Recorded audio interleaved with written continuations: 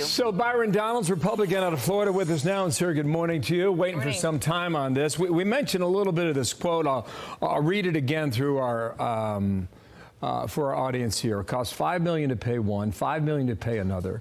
They hired Hunter Biden to protect us through his dad from all kinds or problems. I think that should read of problems. Slochevsky replied something to the effect of, "Don't worry, Hunter will take care of all those issues through his dad." Look, the FBI's got a real problem with this going public. Do you?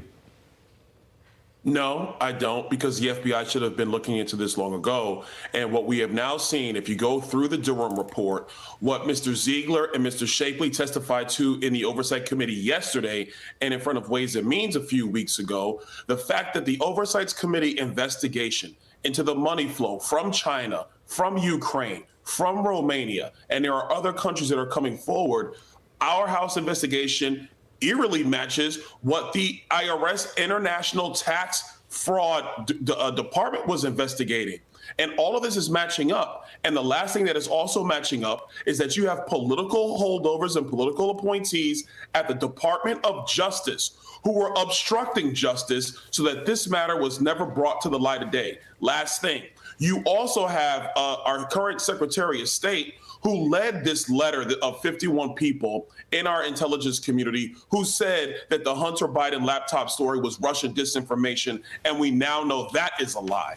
So I think that the FBI has nothing to stand on as far as I'm concerned. This form should have been released to the public long ago. I want to just read the FBI statement so that we have that on record here. They said that we have repeatedly explained to Congress in correspondence and in briefings how critical it is to keep this source information confidential. Today's release of the 1023 at a minimum unnecessarily risks the safety of a confidential source.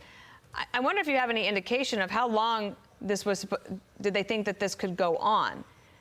Because the investigation has been going on for so many years. At what point does this confidential source still risk safety? Well, look, we believe that the confidential human source, who the FBI themselves has said is highly credible, who the FBI themselves has said that they've been using for multiple years, that source might be doing other things, not just with the Bidens. So I'll leave it at that. I think that's why FBI has that view. Okay, just back in June, about a month and a half ago, roll this. The president was asked about it. Bribery allegation. Congresswoman Nancy Mace says there's damning evidence in the FBI file that you sold out the country. Do you have a response to the congressional Republicans? Where's the money? I'm joking. Mr. President, it's a bunch of malarkey. I know how you feel about that. I've heard you talk about it before. You're pushing for an impeachment of the DOJ. Would that just be a formality, knowing that it would not move anywhere in the Senate? No, I don't think it's a formality, because what this does is it opens up the actual truth of what's happened in this situation. We know, and I'm going to go back to the Durham report. This is why this was so important from John Durham and his team. We know that there are elements of DOJ that have protected Hunter Biden, Jim Biden, and the president of the United States, Joe Biden. They were protecting him when he left the vice presidency. They were protecting him his last year as vice president. They were protecting Hillary Clinton, by the way, when she was in the middle of her shenanigans. And this is the very essence of a two-tier justice system that we have going on in America right now. And so I will tell you that if House Republicans, with all the evidence and all the facts, don't move on this, what you're essentially saying to these bad actors in our government, and frankly to the American people, that if you're in the right political party and you got the right last name, you can do whatever you want and nobody's going to hold you accountable. Congressman, what does that look like? I mean, I think people can remember the impeachment of President Trump that they did in his presidency, but for an impeachment of DOJ officials, what practically does that look like? Well, the actual practical pathway for DOJ, I'm going to leave that to Chairman Jordan and the Judiciary Committee, because largely it would move through there. But essentially what I'm looking for, and I think we're going to really go to get, is the Deputy Attorney General, Lisa Monaco. What did she know? When did she know it? Was she signaling to people not to move forward with investigations? Who tipped off the Secret Service detail around Hunter Biden when the IRS wanted to question him? That's grounds for another. Did Merrick Garland stop David Weiss from being able to bring charges in the D.C. circuit and in the California circuit with those AUSAs, because that looks very clear to be what's going on.